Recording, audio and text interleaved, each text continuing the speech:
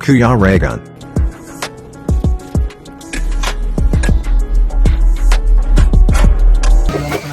Ayun, mapagpalang araw po sa ating lahat and welcome back po sa aking YouTube channel. So ngayon, nandito tayo ngayon kina Kuya Kurt. And syempre mga kasama tayo. Yan. Yan mga kasama natin. Mga batang yagit. And at nandito pala si Kuya Kurt. Ayun, kumusta pag-aaral? Okay lang po. Busy kasi Busy. graduating. Graduating na.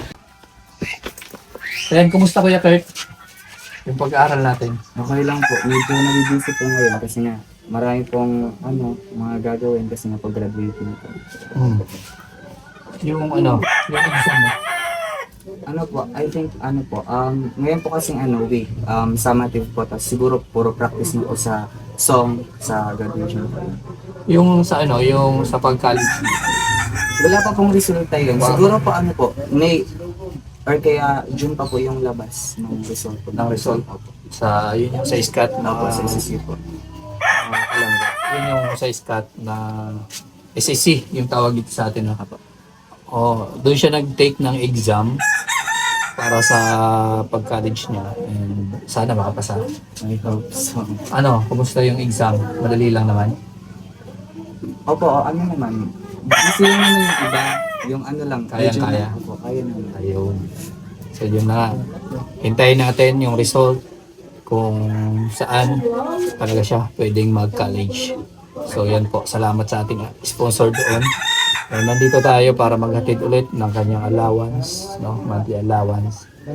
Tapos, kumusta yung natin dito update?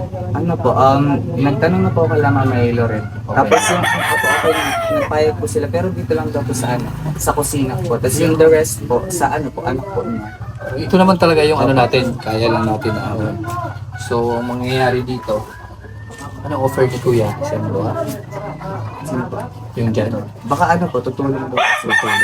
Hindi naman daw po tumulong. So, ayan, about dito sa ating, gusto mag-sponsor, about po sa pangailangan dito kay Kuya Kurt. Yun daw, willing naman daw silang tumulong. So, yun kung wala silang trabaho, parang gano'n. Okay. Tapos, yung mga natin, materyales, magdadala ako dito ng materyales. Ang problema lang natin, paano ko kaya yung pagpunta dito, mayroon ba tayong pwedeng makapagkarga papunta rito? Hindi ko lang po siya. Mga pwedeng tagabuhat papunta rito ng mga kahoy ba. Kailangan kasi natin ng 2x2 dito, 2x3 para dito. Ito lang naman yung gagamitin natin, itong part na to. So kailangan lang natin yung tulugan. So ayan, mga kalangga, ito yung part na gagamitin natin. Ito yun, pakita mo. Yan. Itong part na to, yung gagamitin natin, ayusin natin para muling mabuhay at dito ulit siya titira si Kuya Kurt. So sa ngayon daw, willing naman daw po na tumulong yung kapitbahay ni Kuya Kurt dito. Wala siyang trabaho, walang ginagawa, pwedeng tumulong dito. So magdadala ako ng mga materialis dito. Schedule ko ulit sa pagbabalik ko. So salamat po sa tutulong dito para kay Kuya Kurt na maayos itong bahay niya. Malinis ngayon Lininisan mo. Yan. At ito yung bahay dati ni Kuya Kurt. Nung binagyo, wala na. Sira-sira na. Butas-butas na. Yung mga gamit mo, Papatapon na daw po yan. tapon na lahat yan. Wala na. Pinili na po siya. Dinala ko po doon kala dito. Yung pwede magamit pa. So lahat ito wala na talaga. Yung kuryente mo, wala na rin. Meron po. Binayaran pa lang po dito ng Nangyayari. So aayusin lang yung wiring. Kasi delikado na rin. Kasi yung tubig pinapasok na. Yan, ito po yung isa sa problema dito.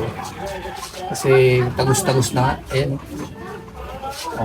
So may estimate natin ito kung ilang hero yung kakailanganin mo dito pag naayos na yung mga kuko lumber ba, mga kahoy na gagamitin dito. Ito lang naman, tapos yung CR gagamitin mo pa rin yun. So yung CR niya. Yan po.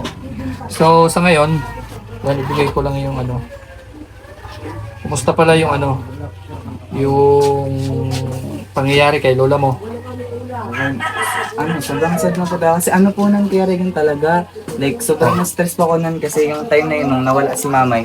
January 21 po yun. Tapos ipagka bukasan po ng which is exam ko po. Exam ko po nun. So, nabigla po kami kasi tumawag po yung anak ni mamay. I think ano po yun.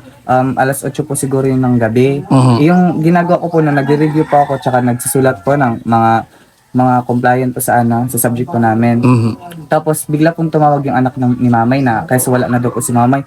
Talagang tumigil lang po talaga nung ko. Tapos po simula po ng 9 to 12 po ng gabi, iyak lang po ako ng iyak. Ano po nangyari? Sobrang di po talaga makapaniwala na wala na po talaga si mamay. Di ba exam mo yun? Opo, Sa exam po. SSC yata? Hindi po. Hindi Sa pa? po. After nun? Opo. Di, nung pa po nung Before pa yun? Opo. Nakapag-exam ka na? Nakapag-exam na po. Ay, okay. Opo. Ito lang po, nung po, January 21 po nawala si mami. Pagkabukasan, which is exam ko po dyan sa paaralan po namin. Okay naman. Nasagutan naman lahat ng...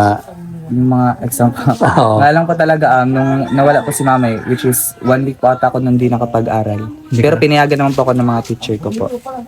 Na, nagpaalam naman po ako na di po muna ako mag-aaral kasi nga po, si mami po. Tinapos ko lang po yung exam ko po.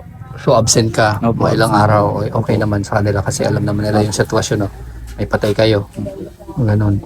Buti nasagutan kahit yung nagluluksa pa, no? Talaga. Grabe yung sitwasyon na yan. Halos wala po talaga akong gana, mag-ano ko nun. Pero wala po akong magagawa eh.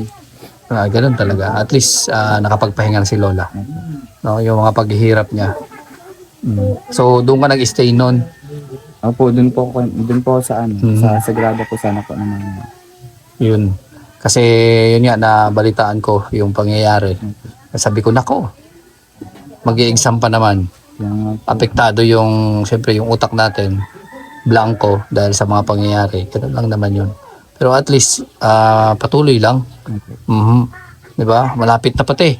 Opo. Graduation na. Opo, ngayon pong March 28 po. Yung March 28, graduation na. Diyan po ata gaganapin po sa sa taas. Dito, sa taas. Opo, kasi di pa po tapos yung basketball court po namin na inaayos. Ang taas pati niyan. Kaya, Diba? Pero di ba may daanan pala doon sa taas? opo, pwede naman Parang po may doon gate na motor. doon, no? Opo. Nakita ko. Kaso Yung nga pala lang yun. po siguro, alam ko po yung pwede lang po dumaan doon which is yung mga teacher lang po. Teacher lang. Pero sa graduation, baka may mga na. Opo, tanungin ko po yung teacher tapos sabihin ko kasi pwede po. Baka makapunta rin kami. Makapag-attend ng graduation nyo. Siyempre, hapon yan. Huwag lang magkasabay doon sa bulan. Kaya nga, Kasi yung anak ko graduating din yun ngayon. Kung parehas, wala. Hindi tayo Okay lang. attend. No? Sana hindi magkasabay. Di ba? Kasi sayang naman, makapanood din kami sa pagtatapos mo sa high school. Oh, grabe. Masaya yun. sobrang saya po kasi 3 years po siguro ako nag-stop pag-aatas ngayon. At least finally makakatapos na po. Makakatapos ka na sa high school. Opo. Ilang taon ka nag-stop? 3 years pa ba? 3 years, no? Sayang Yung mga kasabayan mo, graduating na rin sa college yata. Next year. Opo, next No? year po. Grabe. At least makakapagtapos ka na ngayon kahit na-stop ka. Sayang naman kasi, 'di ba? At least ngayon may tumutulong sa atin sa pagpapaaral sa iyo. Grab natin yung opportunity na yun. Sikap lang, 'di ba? Ayan, at si Kuya Kurt, ayan, hindi natin nabibigyan on time ng kanyang monthly allowance. Oo, kasi sobrang busy ito si Kuya Kurt. Pero ang pera kasi na binibigay natin sa kanya, linalaan niya talaga yon para sa mga projects, no? Projects, hindi niya na iniisip yung pagkain niya. Kasi pangkain talaga ito, Kuya Kurt, eh. Mas priority mo yung para sa school, no? Mga projects. Ito yung... Pitoy. Hawakan mo, Pitoy. Yan si Pitoy ang cameraman natin dito. Ang tutok mo, yun. So, yan. 3,000 pesos. Tapat mo dito. 3,000 pesos. Galing sa Anonymous po na nagbibigay sa kanya monthly. Nagtataka nga kami. Hindi ko on time na ibibigay sa kanya. Kasi si Kuya Kurt, hindi naman daw niya ito binabudget para sa pangkain niya. Binabudget po para sa Mga projects, project no? ko sa school. Project sa school. Yun ang inaano niya. Kaya doon niya ito linalaan. So ito, Kuya Kurt, Anong paggagamitan mo ngayon yan? Sa totoo lang po talaga, ano po, very big help po talaga to now sa akin ngayong March po. Kasi nga po, ngayong 9 po, siguro magpupunta po kami ng Bulan. Para Kasi sa- nga po, meron pong, paano daw po si Boboy Hammer po to all the student po na mag-graduate. So, sa Santa Remedios po yun gagawin. Tapos, may mga project po. Yun nga po, sabi ko, mag-graduate na kayo pero halos puro gastos po talaga. Gastos. Ganun talaga. Kahit yung anak ko, grabe din. Kaya nga po. Maraming activities, Yung sabi maraming ko, mga project. thankful po talaga kasi may tumutulong po sa akin. Malaking tulong na po sa mga gastusin ko po sa school. Di ba may mga uniform pa Opo. na gagamitin, tapos mga costume. Opo, sabi ko nga po dito na din po maglalaan na din po ko yung susuotin ko po para po sa graduation like polo po, ganun. Ang anak ko, grabe ang gastos. Sobra-sobra. Sa mga sinusuot nila. Ano ka nga? Ba, grade 12 ka, ano ka, use, ano ba yun? Gas po, gas and TVL lang po yung strand na meron po dito. Dito? Opo, dalawa lang po. Gas? Ano Gas yun? and TVL po. Ano yung ano nun? General academic strand po. Ano yung mga, anong major niyan? Ano yung mga, yung subject na yan? Ano yung ginagawa? More on ano lang po siya, academic. Mga academic po. Tsaka sa TVL din po like more on cooking, ganun. Parang foods, no? Opo. So, ayun. Yun yung ano. Ang ginagawa nyo, kalimitan, dyan sa subject mo na yan. More on reporting po talaga. Reporting. Grabe po, So, puro reporting pero po okay talaga. naman, ano? Opo, pero sa totoo po, mas magastos po talaga sa TVL kasi nga po yung immersion po, like more on pera po talaga yung ano, immersion po sa bulan. Yung mga yung mga finances na gagawin. Sabi ko nga, mas thankful ako kasi nag-gas na lang po ako. Tsaka kaya din naman. Pero kung sa tutusin po talaga, kung sa ano po talaga ng utak, mas mahirap po talaga sa gas. Kasi sabi ko nga po, mas okay na din po yun kaysa po na mag-TVL ako, more on gastos po talaga. Opo. Tama, kasi project, no? Opo. Maraming gastusin. Yun yung ano, malaking bagay na meron tayong ganito. Bibigay kay Kuya Kurt. Maliban sa problema niya sa pagkain, matitiis pa naman yun para sa kanya. Pero wag lagi kasi baka magkasakit. Sayang din yung mga plano natin sa pag-aaral. Makapagtapos ka man pero may sakit ka, hindi ka rin fit to work. Diba? Mas maganda yung iniingatan natin yung kalusugan natin para pag-graduate natin, fresh na fresh yung utak, yung katawan, talagang pag saba ka agad sa pagtatrabaho. Kasi hindi naman tumatanggap yung mga pagtatrabahuan natin ng hindi fit sa pagtatrabaho. Importante yun. Kasi baka mamaya, lagi kang nalilipasan ng pagkain, lagi kang na tubutuman ba, pwede ka magka-ulcer. Meron po talaga nung nakaraan na po talaga. Inatake po ako nung pati nung UTI ko po. Nahihirapan po ako umihi. Nadamihan lang ng tubig. So, ibig sabihin, may ulcer ka. Opo, meron po talaga. Ay, huwag kang magpapagutom kahit nga Skyflex man lang. May maganda pa rin yung balanse lahat. Diba? Yung balanse, yung nakakakain ka ng tama sa oras, sa tamang oras. Kasi doon yung umaatake yung ulcer. At napakahirap pag napabayaan mo baka mauwi sa cancer. Mahirap yun. Walang gamot, wala nang gamot yun. Kaya maganda pa rin na iningatan natin. Kasi yung mga pangarap natin, kalusugan ng ating puhunan. Katawan natin yung puhunan bago tayo kikita. Pagtatrabahuan natin. So kung mahina yung ating katawan, wala din. Diba? Wala din yung sobrang talino. Kung walang kakayanan ng trabaho. Kain tayo. Kahit kunti. Diba? Huwag mo masyado titipirin sarili mo. Kasi yung mga nakaraan pa dapat ito ibibigay sa kanya. Sobrang busy din siya. Pero kasi si Kurt, ang iniisip niya yung pang project, hindi niya iniisip yung pangkain. At paano mo na ma-budget? Paano yung pagkain mo? Eh sabi mo minsan inaataro ka ng ulcer. Ano po, yung pag binibigyan niya po talaga ka like, kumbaga, yung pag hinahati ko po siya, mas more on po talaga siya sa school po, sa pag-aaral. Tapos yun po, yung mga natitira, which is doon ko po yun po yung Babudget mo sa pagkain. ko sa pagkain. Kasi budget talaga yan para sa pagkain ko. Kasi may mga nakaraan kasi mga kalangga na talagang pag minessage ko siya, busy siya. So, sabi ko nga, kailangan para sa sa pangkain. Sabi niya, okay pa naman daw. Tinalaan daw niya talaga yung pera para sa pag-aaral.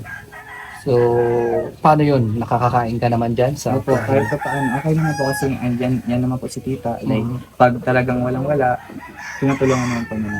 Eh yung ano, yung baon mo, wala na. Wala, di na po, di na po nagbabaon. Ayan, hindi siya nagbabaon.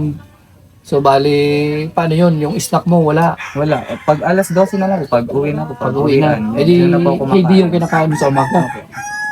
Bali, nangyari, kain mo umaga lang. Tapos, wala nang snack-snack, tanghali. Opo, tanghali. Tapos sa gabi. Opo. Ay, napakahirap mag-aral pag gutom. Yung- Napakahirap mag-aral pag gutom. Kaya wag Yung papagutom. minsan, yung mga klase ko na po din yung minsan nagbibigay sa akin. Binibigyan mo. Opo, binibigyan. Buti na lang may mga ganyan Opo, kang, thankful po ko na yung mga klase ko. kaibigan. ganun. Alam nila na may tumutulong sa'yo. Opo, alam ko. Alam nila yun. Grabe. At least, masaya sila para Opo, sa'yo. aware naman po sila kung ano yung nangyayari sa buhay ko. Kaya minsan pag talagang walang-wala po ako, wala po ako iba talaga na lalapitan, which is yung, minsan yung teacher ko pa po. Tapos minsan yung mga klase ko po. Tinutulungan ka. Tinutulungan ko Binibigyan lang. ka. Yan. So, binibless ka ngayon dahil sa pag-alaga mo kay lola mo. And pasalamat ka sa nagbigay sa niyan. Thank you so much po sa nagbigay po nito. Malaking tulong po to sa akin. Lalo na po na graduating po ako. Halos marami pong mga gawain or marami pong project na dumarating. Sobrang big help po to para sa akin. Sa mga parating pa pong mga gawain ko po sa school, mga project po. Yun. At saka yung sa natin, doon sa tutulong sa pag-aaral mo, pasalamat ka rin kasi iba rin yun. Apo. Sa magtutulong po din po sa akin sa pag-aaral. Thank you so much din po. Like alam ko po sa sarili ko na mahirap po yung pag-aaral ng college, hindi po madali. Pero sa tingin ko po dahil po sa tulong nyo, mapapadali po Yun, yun. binigyan ka ng pagkakataon, ano? Opportunity. At di ko po sasayangin yung opportunity na yun. Ayun. So, yan. Salamat Kuya Kurt. Yan. Yan. At salamat syempre sa ating sponsor dito sa community natin, sa Rochelle community na tumutulong, susuporta sa aking mga vlog. Salamat sa inyo. Yan. At salamat sa pagtulong kay Kuya Kurt sa pag-aaral niya. Malaking bagay dahil kung hindi sa inyo, baka wala. Hindi makakapagtapos sa pagka-college si Kuya Kurt, hanggang high school lang. Pero dahil sa inyo, binigyan nyo siya ng pag-asa, binigyan nyo siya ng panibagong pag-asa para sa future niya. Di ba? So malaking bagay po 'yun. So ngayon, kahit ako nagpapasalamat ako na nagkaroon ako ng ganitong beneficiary. For the first time po ito na mayroon tayong pinaaral sa tulong nyo po dito sa ating sponsor. Maraming salamat and i-bless ka po, i-bless kayo lahat na tumutulong sa aking mga ginagawa dito sa Sorsogon. So maraming salamat at hanggang dito na lang po. Goodbye, God bless po sa inyong lahat. Support nyo po lahat po na nandito sa Rochelle Community, Maglangga at kami po ng mga Roboys na nandito ginagawa yung pagtulong, pagpapalawak po ng ating adhikain. So yan po, bye-bye, God bless sa inyong lahat.